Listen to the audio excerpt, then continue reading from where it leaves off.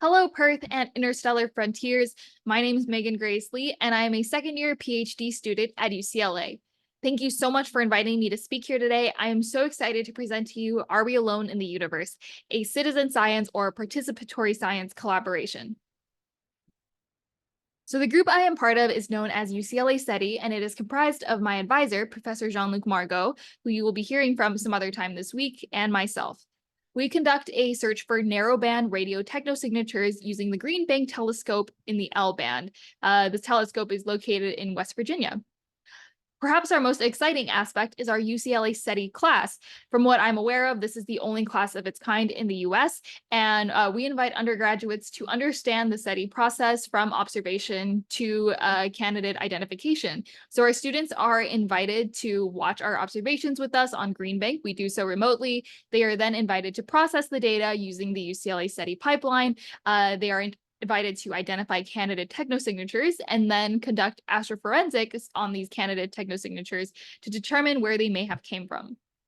I got to take this class last spring, and I will definitely be taking it again this spring. To date, we have searched over 55,000 stars, and this has given us over 82 million candidate technosignatures to look at. You can read all about our search and other pipeline-related things at bit.ly/SETI20, which is our latest paper. So as I mentioned, we take data using the Green Bank telescope. This data is then fed through the UCLA SETI pipeline, and this pipeline is pretty good. It can identify 99.6% of candidate signals as radio frequency interference, or RFI. In our case, a candidate technosignature is any signal that has at least 10 times the prominence of its background noise. So 99.6% is a very big number, but in the case of 82 million candidate technosignatures, the remaining 0.4% is still a lot of signals.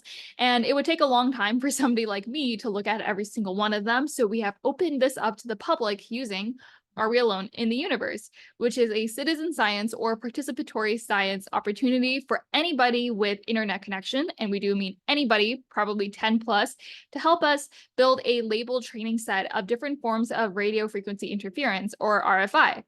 We are expecting that most of the 0.4% of the candidate technosignatures are RFI, as this is what we have seen in the past. And so we are just hoping to get a better understanding of the types of RFI that are very pervasive and are passing all of our current filters. Eventually, we are hoping to build a machine learning application to excise this RFI from our data set. I'm currently building that right now, and I will be sharing the results of that with you at the end of this presentation. And my goal for this application is that I will be able to share it with all radio astronomers so that we can all finally be rid of the pesky RFI. So just to repeat, Are We Alone in the Universe looks at only the top most promising percent of signals. This is only 0.4% of what we get from all of our searches on GPT. And so whether or not there is a genuine technosignature in this sample is technically still up for grabs. And so we do let all of our volunteers know that they may be the first people to identify a real technosignature, although this is not likely. And it is genuinely real data. We do also explain this to them, that this is data that we personally observed, and they are looking at something that is real. And I think that that's really spectacular. So here is a playthrough of Are We Alone in the Universe. You can get here by going to arewealone.earth or through the Zooniverse page. So you are given some form of dynamic spectra, and I will go into this in more detail in a little bit. And you're asked several yes or no type questions to identify which common morphology of RFI you are looking at. So for example, the spacing between the lines of this signal are regular, and I will identify this as class VRC.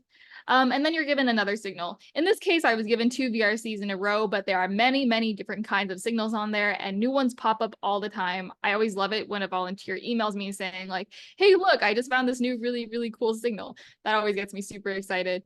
Here is a tutorial on best practices, because for example, some of our signals, they're like very bright and they get a little darker, like this one. So we do instruct all of our visitors to ignore things like horizontal banding. And then if there are 2 signals overlapping each other, this might be more confusing for the computer later. So we tell them how to best deal with those.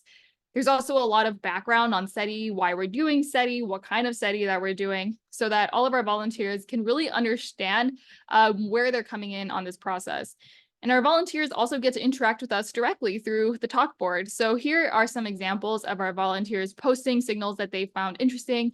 I think this person has a question, and you can see that Professor Margot responded to them. So I think that's really great that all of our volunteers get direct contact with us.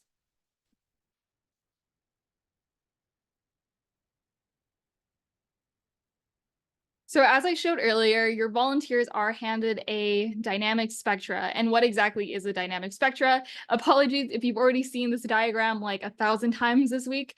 But ours are a frequency time diagram where frequency is on the x-axis and time is on the y-axis. So all of our volunteers get to see 150 seconds of this signal. And we do detrend this dynamic spectrum so that if there is some sort of drift rate, they're only looking at a vertical signal instead of a drifting one, because we don't want our volunteers to get stuck on like varying slopes. And we do show them about 300 bandwidth of hertz. This signal is very entertaining to me. You'll see it again later, but we have been calling this one a landing strip. So our available classes are currently at 19 plus the something different or the other class. They are mostly grouped such that you could easily get to the class that you are trying to get to by answering these yes or no questions using the classifier I showed earlier. And then, of course, the something different or other group is very, very exciting. This is where we would expect a possible candidate technosignature to be. And we will be taking a very close look at everything that is classified as other in the coming years. So as I mentioned, this was the branching classifier that we saw in the video. We are trying our best to make sure that these questions are easily answered by most people. We try not to make them too ambiguous. So for example, the signal is either mostly vertical, mostly horizontal, or some mix of those two. And then we try to get you to answer this question as quickly as possible. So if you click mostly horizontal, you're actually handed your possible candidates right away, so that each classification, I think, takes maybe a minute to 2 minutes. So as I mentioned, the whole goal of Are We Alone in the Universe is to build a machine learning application to understand radio frequency interference so that we can neglect it from future searches. To do so, I have been building a convolutional neural network. There is a schematic of how a convolutional neural network works on the left side, but essentially I have been training a computer to identify the most important features of each of those classes. So for example, I'll just go back. Let's say we're looking at HVP up here. Maybe the most important part about this signal is these very characteristic dots.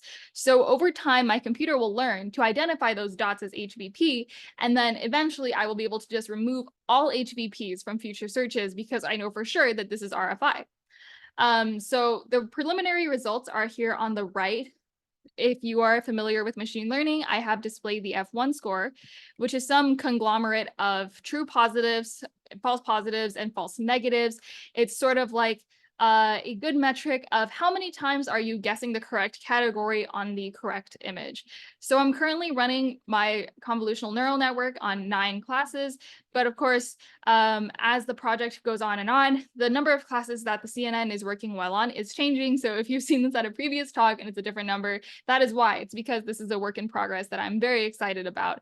As you can see, the best performance of the class is about at 99%, which is going very, very great. And I'm excited to hopefully publish these results this year or next year.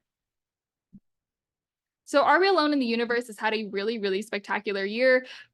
We have only been active since Valentine's Day of last year, so not very long, and we have classified over 70,000 subjects. And that is over 1 million times of somebody looking at each signal and actually telling us what they think it is. We have over 30,000 volunteers, and one of our users is extremely prolific and has classified almost 60,000 signals. We are also a worldwide effort, so we're currently available in Portuguese, French, English, and almost Italian. And of course, if you would like to translate for us, feel free to reach out. I would love to set that up for you so that Are We Alone can be even more accessible than it is right now. We have also started over 18,000 discussions. So over 18,000 times has one of our volunteers reached out to a member of our team and gotten a real response and gotten to have a real scientific discussion. So here's an example of me talking to Nohar about how to rename these signals that we now call landing strips. And here's our lovely team. So there's Professor Margot on the right, me in the middle, and some of our wonderful student interns.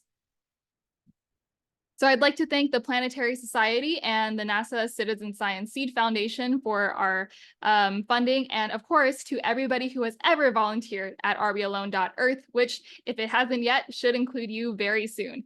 Thank you so much, and have a great rest of your conference.